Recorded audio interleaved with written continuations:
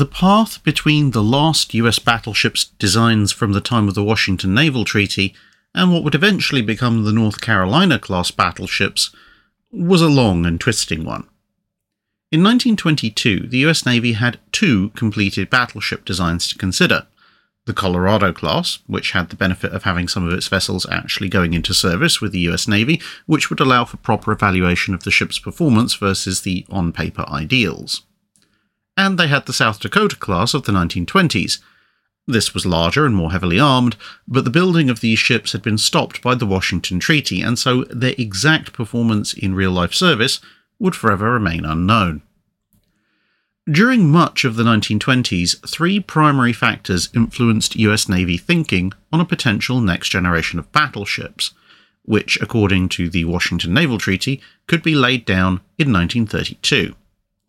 Firstly, what exactly were the British doing with the Nelson class, since these would be the latest and, in theory, the most powerful battleships in existence by that time? Unfortunately, in a case of assuming that, of course, they knew best, and therefore everybody else must be doing the same thing as them, or otherwise potentially doing worse, the US Navy's Preliminary Design Department tried to reverse engineer the Nelsons, whose design at this point was only known in broad generalities, according to their own design principles. The stated hull length and the all-forward armament layout simply did not compute in US design terms, which, amongst other things, called for a fixed percentage of the hull length to be fully armoured, at least at this point in history. And so the Preliminary Design Department concluded that this couldn't possibly be just a battleship, and the conclusion they arrived at was that the Nelsons must be battle carriers, with the main guns all forward to allow a large flight deck to be installed aft. Due to the weights involved in all of this, another conclusion was that the British had to be using extremely inclined armour, perhaps up to 30 degrees or so, with relatively thin plates, whose lack of resistance was compensated for by the extreme inclination. Both of these conclusions led nowhere in the immediate term, but perhaps they planted conceptual seeds that would manifest sometime later. In the event, of course, the Nelsons had no flight deck aft, and they'd used thick armour with a more modest inclination. But this wasn't known to the US Navy until much, much later. The next item in their consideration was weaponry within the limits of the treaty. During this period, an experimental 18-inch gun that had been being prepared for successors to the South Dakota design was relined to form a 16-inch 56 caliber weapon, with the intention to see if an extremely powerful 16-inch gun might overcome some of the potential future armour layouts. This was then evaluated against the 16-inch 50 that had been built for the Lexington and South Dakota designs, and the 16-inch 45 caliber weapon that was equipped on the Colorados. Both guns had already been manufactured in fairly large numbers. Against a target with a similar armour layout, the latest standard type battleships, whilst the 56 caliber weapon had the longest effective range against belt armour at 28,800 yards, as opposed to 25,200 and 22,000 yards respectively for the 50 caliber and 45 caliber guns, the standings were reversed for deck armour penetration, since the shorter the barrel, assuming you were using similar shells and charges, the higher the angle of descent was at a given range. With the US Navy beginning a minor interwar obsession with long-range gunnery, and concluding that the majority of hits above 20,000 yards would be against deck armour, this seemed to actually favour the shorter 16-inch 45 caliber weapon for future battleship designs.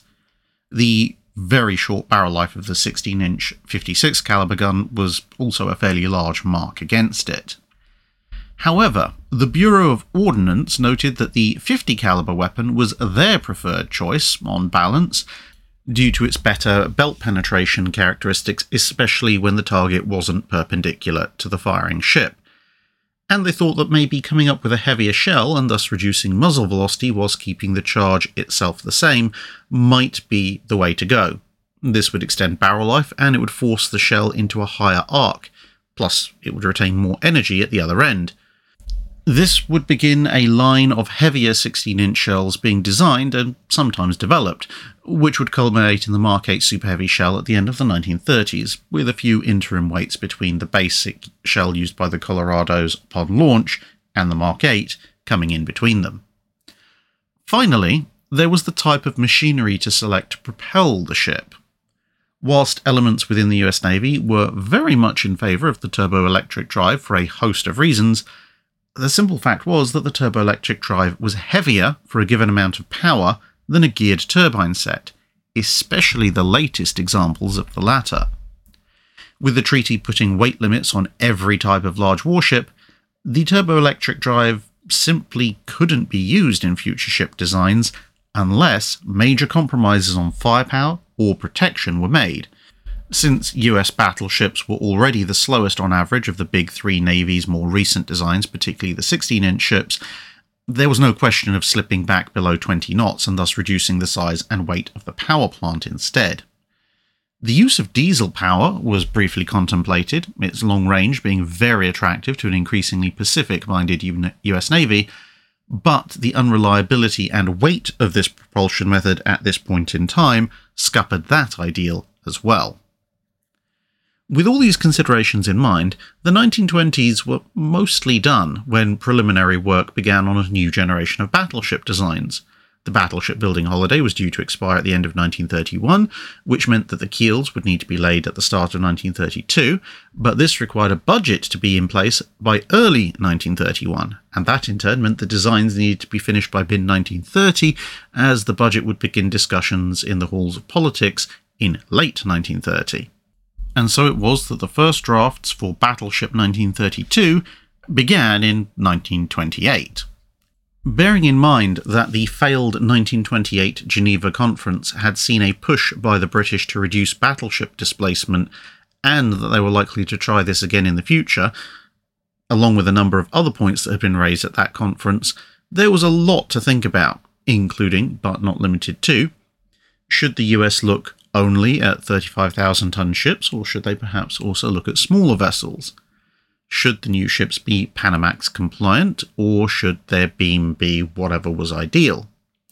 Should speed stay at 21 knots, or should it be increased? Should the endurance minimums required for Pacific crossing remain the same, or potentially increased, or potentially decreased? Should they formally drop the turboelectric drive from consideration? Should guns smaller than 16-inch be considered? Should the secondary battery be in casemates or on deck in mounts, whether these be open or enclosed? And how many primary rangefinder positions were needed? This led to the sketching out of no less than 15 different designs, looking at speeds of between 21 and 23 knots, both turboelectric and geared turbine propelled, and trialling a mixture of gun layouts, using both 50 caliber and 45 caliber weapons. There were 8 guns in 4 twins, 9 guns in 3 triples, and 10 guns in 2 triples and 2 twins, Nevada style. And, of course, all these guns were 16-inch. Armour thickness ranged considerably from a 23-knot geared turbine design with 9 50 caliber 16-inch guns that had a 4.75-inch thick deck and a 15-inch belt over the magazines, although this reduced to 2.75 inches on the deck and 11 inches on the belt elsewhere, to a minimum of just under 1.9 inches of deck armour and 12.5 inches of belt on a 21-knot turboelectric powered ship that had 10 50 caliber weapons. Its geared turbine equivalent saved enough weight to buy an additional half-inch on the deck armour. Weight and length savings, going with 3 triples over 4 twins, also seemed to make the former considerably more preferable. But even combining 3 triple turrets with geared turbines, it looked like inclining the belt armour would be needed to give enough side protection and save enough weight for a decent deck armour, as the studies indicated that this combination could buy another inch of deck protection. Secondary batteries offered a lot of alternatives, although it's interesting to note that the dual-purpose battery was preferred even if no dual-purpose gun actually existed at the time, the 5-inch 38 being some years away at this stage. And it was also noted that the best secondary layout would be twin dual-purpose mounts in enclosed gun houses in 2 tiered layers, with an inner, higher tier able to fire over the lower tier, which is essentially the scheme that will be adopted in all US fast battleships to come. A variety of designs were also sketched to try and replicate whatever it was that the British had found so alluring with the Nelson class, but, unwilling to drop the percent of waterline must be armoured rule, the US designers couldn't find that many savings, because of course the primary savings in the Nelson class were by shortening the armoured citadel. Instead, they looked into other weight-saving measures. Unlike the British, for whom B turret, the second main turret, was the super-firing one, the US chose the third turret initially to be the super-firing one, and then looked at measures such as mounting the foremost turret a deck lower, with the forecastle thus being broken ahead of the main battery. This also saved weight by allowing all 3 turrets to be closer together, decreasing the overall hull length, as the triple stack meant that the gun barrels of each turret could overlap the turret roof in front of it. Another option that was considered was staggering the turrets. This had the same length benefits when combined with dropping the forecastle, but also solved most of the problems around the lack of a rear fire arc. This was now almost entirely opened up. Torpedo tubes were deleted as a danger to the ship, given that engagements were now expected to be well beyond torpedo range, and a speed of 23 knots was preferred in light of these ships and rival British and Japanese vessels replacing the oldest ships in their respective fleets, which would mean that the average speed of the enemy battle lines was only going to rise as more and more of their vessels would be faster than 21 knots. More extreme weight-saving suggestions included reducing the height of the belt armour and dropping the idea of super-firing guns altogether. The net result of all this, plus factoring in for the provision of scouting aircraft, led to a chosen set of characteristics in early 1929 which utilised 9 16-inch 50 caliber guns in 3 triple turrets, Admiral Lee being unconvinced that battles could be won purely at long range and thus wanting the better belt penetration that these guns provided as compared to the 16-inch 45 caliber guns. There was a secondary battery of 18 5.3-inch dual-purpose guns in twin mounts, this being a hypothetical dual-purpose weapon that was considered for having the heaviest projectile it was felt could be easily loaded when the gun was aimed at higher angles. The spec also had a speed of 22 knots, 13.5 inches of belt armour, and 4.5 inches of deck armour. Unfortunately, trying to translate this into a design seemed almost impossible if you had a weight limit of 35,000 tons standard. The best that anyone could manage was 37,000 tons. A series of variations were then tried with 45 and 50 caliber main guns and changes to deck and belt armor thicknesses, plus variations on total machinery power. More radical ideas like using an aluminium, or if you're in America, aluminum superstructure, the use of welding throughout the ship, and the use of a single thick deck as opposed to a splinter deck and a main armoured deck were also factored in to this series of designs.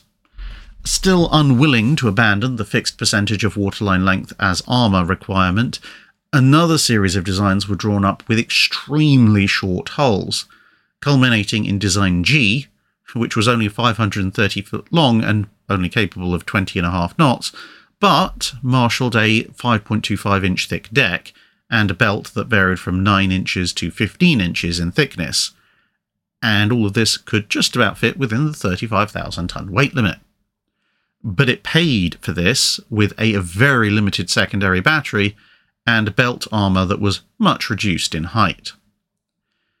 Based partially on the fact that no truly satisfactory design had emerged, the US Navy supported the idea of extending the battleship building holiday to the end of 1936, along with Japan, which couldn't afford new capital ships at this stage and was thus also eager to delay the inevitable, which left a very sad British Director of Naval Construction with his completed and, in his mind, completely satisfactory 16A design crying quietly into his tea in a corner. Then, as the 1930s continued, the advent of the Deutschlands, and then the Dunkirks to counter them, led US Navy capital ship designs off on a brief sojourn into the world of small battlecruiser design for a while. plus more detailed studies that looked into smaller battleships, which, as predicted, had been raised again by the British. These designs covered ships armed with 12-inch, 14-inch and 16-inch guns, with speeds ranging from 21 to 23 knots, and displacement from 25 to 35,000 tons. The US Navy concluded that on 30,000 tons you could have a ship with 6 16-inch guns, 10 14-inch guns, or 12 12-inch guns. A 25,000-ton design allowed for 8 12-inch guns, 6 14-inch guns, or 4 16-inch guns, but if you wanted a ship that could resist its own guns' firepower at reasonable battle ranges, then only the 12-inch ships were considered viable below 35,000 tons. But a balanced ship based around the 12-inch gun would be horribly vulnerable to the existing 15 and 16-inch armed ships, which would still be in service for at least a decade and a half in opposing navies. And this meant that the US would be firmly opposed to anything that would require a 12-inch armed ship in any future treaty, unless that treaty also stipulated the replacement of all larger weapons on existing ships with 12-inch guns as well. It was possible to make 12-inch armed ships equipped with armour that could resist 15 and 16-inch shell fire, but that would mean ships that displace 31 to 32,000 tons as opposed to 25,000 tons for a ship balanced against 12-inch gunfire with the same number and type of 12-inch guns equipped.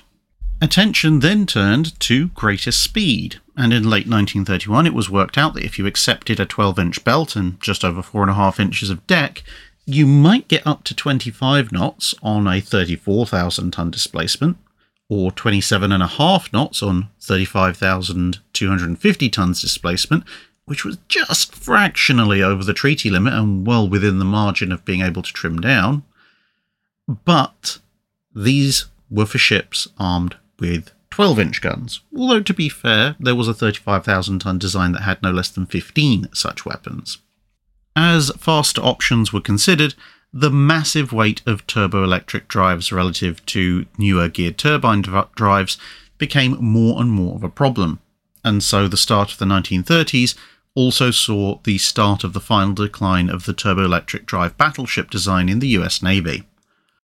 After a brief interval in 1932, courtesy of the Great Depression, and with the extended battleship holiday ending in only 3 years' time, design work began again for a ship with a 14-inch belt and 5.75-inch thick deck, which was calculated to give acceptable protection against both 14 and 16-inch guns, although the projected range band of immunity was obviously somewhat less for the latter, with a main battery of 4 turrets, either triple 14-inch or quad 12-inch, since it was not felt possible to accommodate the existing 16-inch 50 caliber weapon within 35,000 tons.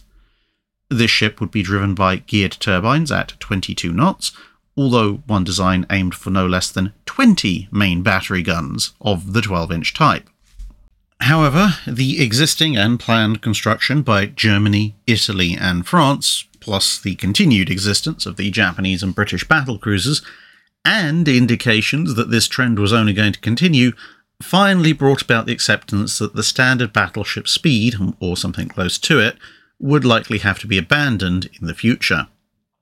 This also coincided with fleet problems highlighting the vulnerability of aircraft carriers, which meant a number of fast designs, capable in some cases of almost 33 knots, were prepared as battle carriers, designed to carry a squadron of fighters or scouts with an enlarged dual-purpose secondary battery and just 6 main guns, either a pair of triple 12-inch or triple 14-inch.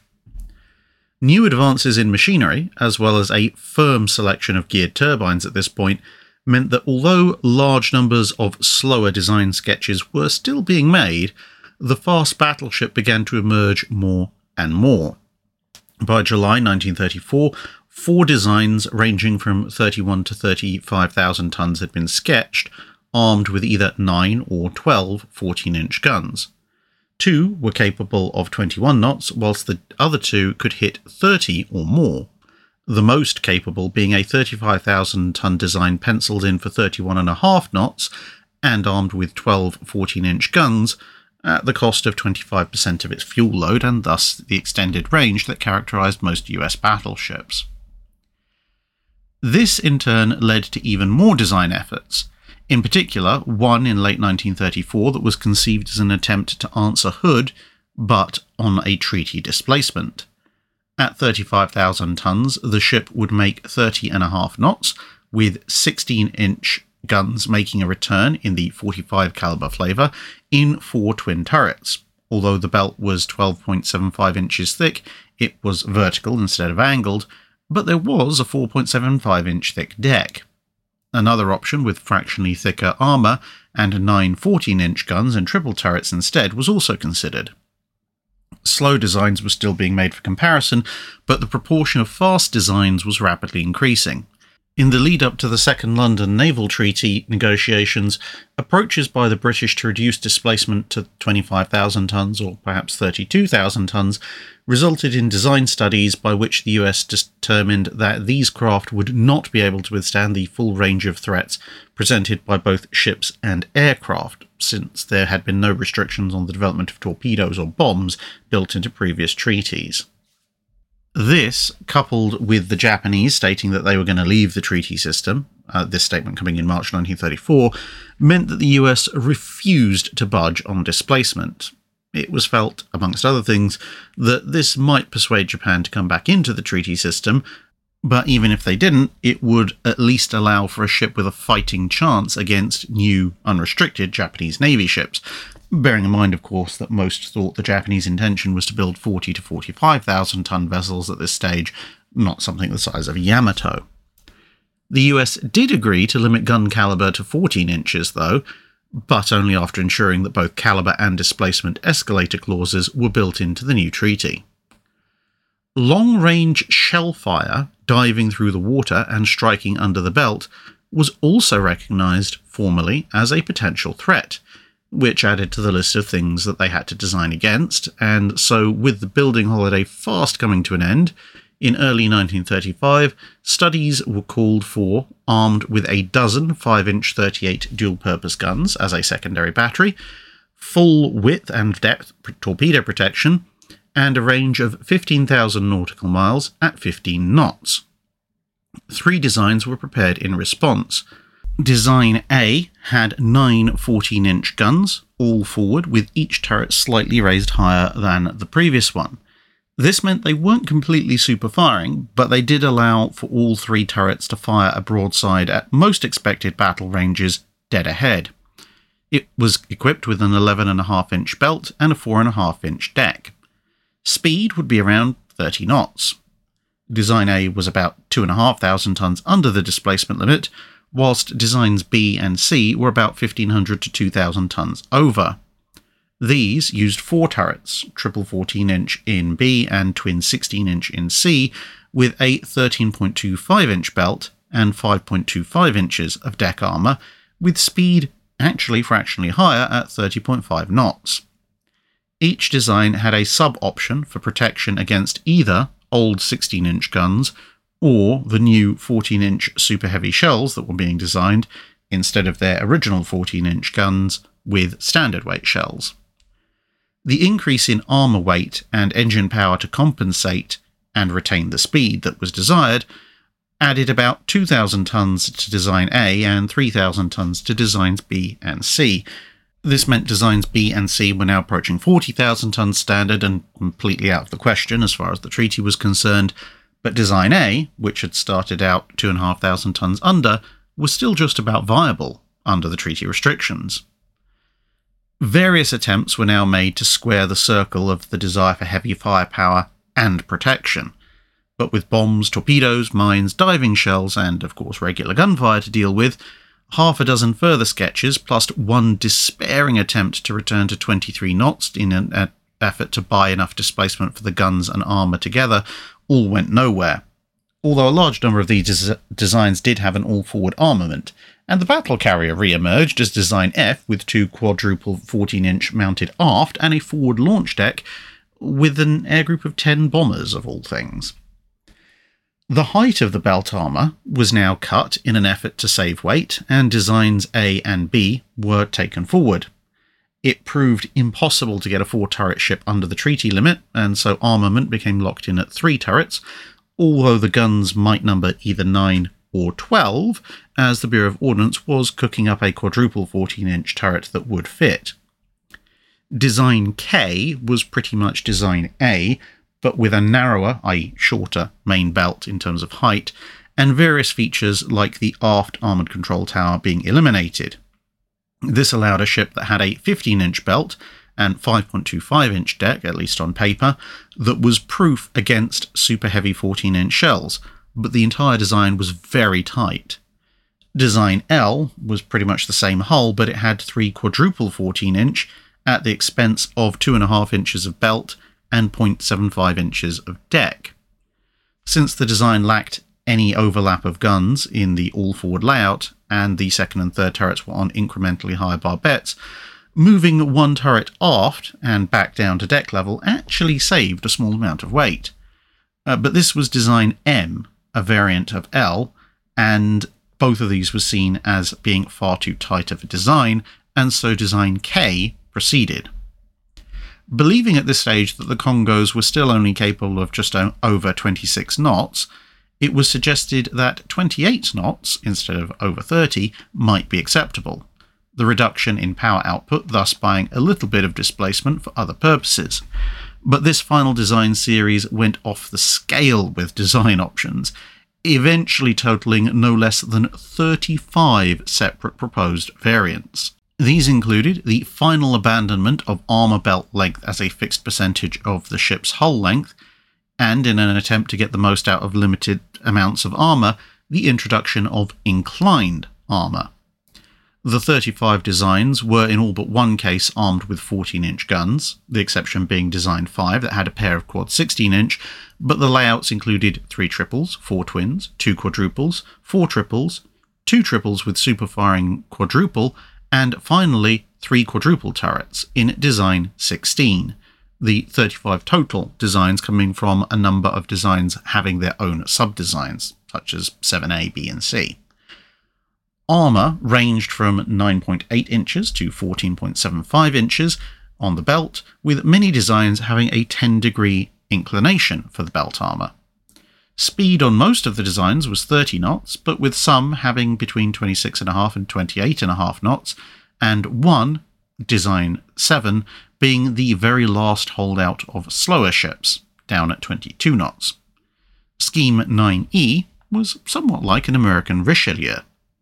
Also introduced in this series was the bomb deck, a thin armour deck which was placed high above the main armour deck with the intention of detonating general-purpose bombs and initiating the fuses on shells that were coming in from above. Barbette height could also be reduced by the elimination of a trapdoor underneath the turret at the back in favour of a rear door. The conning tower could also be lowered as a result, since it needed to see over the turrets, which were now sitting somewhat lower on the ship. The provision of this rear door also meant that the turret officer's booth could be lowered, which resulted in the characteristic flat roof for US fast battleship turrets. Since this flat roof presented a steeper angle to incoming shells than a roof that sloped upwards towards the back of the turret, this meant that the roof armour could be thinner. All of these changes added up to several hundred tons of weight savings, all things considered. During this process, the number of secondary guns began to rise, and another factor was brought in at the very last moment. Around the time that Design 15 was being looked at, having done model tests in tanks, the US Navy discovered that the bow waves generated by the proposed ships when moving at speed, i.e. faster than a standard class battleship, had a worrying tendency to result in the resultant wave troughs forming about adjacent to the main magazines, and they were deep enough to expose the lower edges of the belt armour. This came about at the same time that final reports on the dangers of diving shells at long range were being delivered, and so it was proposed to put patches of armour over the magazines below the belt. Although it was feared, correctly as it turned out, that the additional stiffness that these patches would cause might compromise the effectiveness of the torpedo protection if a hit took place near the patches.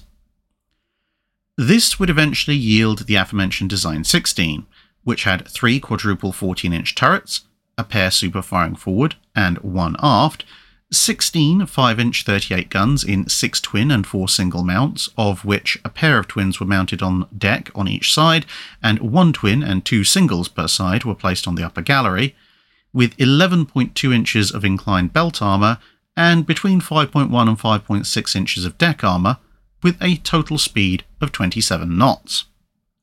This was then worked into 3 subvariants. Option 1 was made faster thanks to a longer hull, but one of the quadruple turrets was forced to become a triple. Option 2 made a second quadruple turret into a triple, but added just over 3 inches of belt armour, and Option 3 went over to 3 triples, which allowed it to have both the heavier armour and the increased top speed. At this stage, the Bureau of Ordnance were asked for provision to be made to be able to straight swap quadruple 14-inch for triple 16-inch, but at this point they were told, no, go away.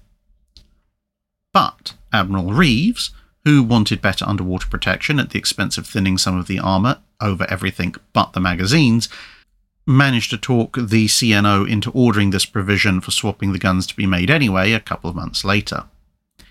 In the event, none of the sub-variants were taken up, and Design 16 with its 12 guns moved forward into the final design. Here it acquired a few detailed improvements. The 4 gallery-mounted single 5-inch guns became twins, leaving the ship with 20 secondary guns in the 3-up 2-down configuration that became an instantly recognisable feature of US fast battleships. The armour was rounded up from 11.2 inches to 12 inches, and Turret 2 was elevated a bit to become truly super-firing, which allowed its guns to overhang Turret 1, and so Turret 2 was moved forward, which in turn expanded the machinery spaces a bit. The patches of armour below the belt were introduced, and the angle of the armour was increased from 10 degrees inclination to 13 degrees, and then to a final 15 degrees over the course of the design's final revisions. All of this combined threatened to drop the ship's speed, but a combination of factors saved the day. Firstly, the machinery was divided into the unit system, where the boilers and turbines for a prop shaft were all placed in one space instead of separate spaces, and after something of a fight, the Bureau of Engineering managed to persuade everybody to install the new higher pressure boilers which were being installed in the latest destroyers. These measures saved enough weight and increased in power sufficiently to balance everything out. Below the waterline, the inner shafts emerged mounted on skegs. This was part of a series of hull-form design measures to maximise torpedo protection, which in turn called for unusual measures to be taken to preserve speed. The skegs traded off depth of the hull, which normally would enclose the propeller shafts at this point, for additional width to the hull, which allowed for deeper torpedo protection further aft. With the design now ready, the US Navy found the ship's construction delayed by politics, President Roosevelt wanting to delay authorizing them until after the 1936 elections to gain voters from the relatively large pacifist bloc in the US. Once he was re-elected, the 2 ships were authorized, and the keel for USS North Carolina was laid down in October 1937. On the other hand, the delay meant enough momentum had built within the US Navy to get the Secretary of the Navy to recommend the switch from quadruple 14-inch to triple 16-inch, with the recommendation coming in July 1937. If the ships had been laid down in mid-1936, then it's possible that their construction would have been too far advanced to make the change easy. Whilst initial work on North Carolina had already started, she was in an early enough state that both she and her sister, USS Washington, were very quickly redesigned to have triple 16-inch turrets instead, and the ships had now attained their final form. Or almost. The design was now 628 tons overweight, so in part to come in exactly dead on the money and thus not be accused of escalating the battleship race even slightly beyond the agreed escalator clause on guns, the secondary battery had its gunhouse plating standardized at 2 inches, whereas before it had been 2.5 inches on the lower mounts. This saved 46 tons. Splinter protection on parts of the superstructure was likewise thinned a little, which saved 161 tons. The tapering of the belt at the lower edge was started 3 foot higher than originally planned, which saved 110 tons, and 6 50 caliber machine gun mounts were deleted for a total of 13 tons of savings. This left 298 tons of savings to go. Much of this was then achieved by on-paper only savings, reducing the amount of stores that the ships notionally carried, limiting the number of rounds to 75 per main gun, and other measures such as this. In practice, and especially in wartime, the ship would actually carry the stores and the ammunition that she'd been designed for and that she had space to carry, but the paperwork said she was right on the weight limit, and that was what was mattered at the time. The alternative had been slightly thinning out all of the armour, but with these on-paper savings, they actually managed to sneak in a few fractional increases to the armour instead. Once completed, and with the paper-only savings eliminated, North Carolina actually displaced 36,600 tons in her standard displacement condition, but by the point she'd commissioned and all of this was measured, World War II had started and nobody really cared. There would of course be the famous issues with vibration that saw the ships run through all sorts of measures in an attempt to damp it down, but that's a story for another time. Finally, though, at last, a tortuous design process that, until almost the very end, had largely looked like delivering a ship that resembled an American Nelson class with quadruple 14-inch guns, had given the US Navy its first fast battleship, and a general layout that was to remain recognisable in the next 2 classes built, the South Dakotas and Iowas, the latter being the final class of US battleship to enter service. And of course, if you'd like to see the end product of all of this design bargaining, you can of course go and visit USS North Carolina, which is still preserved as a museum ship in her name state. And since at the time that this video is being released, I visited her last year, I can highly recommend the ship for all sorts of reasons, up to and including a number of rather unique museum features, including an original 1.1-inch gun mount.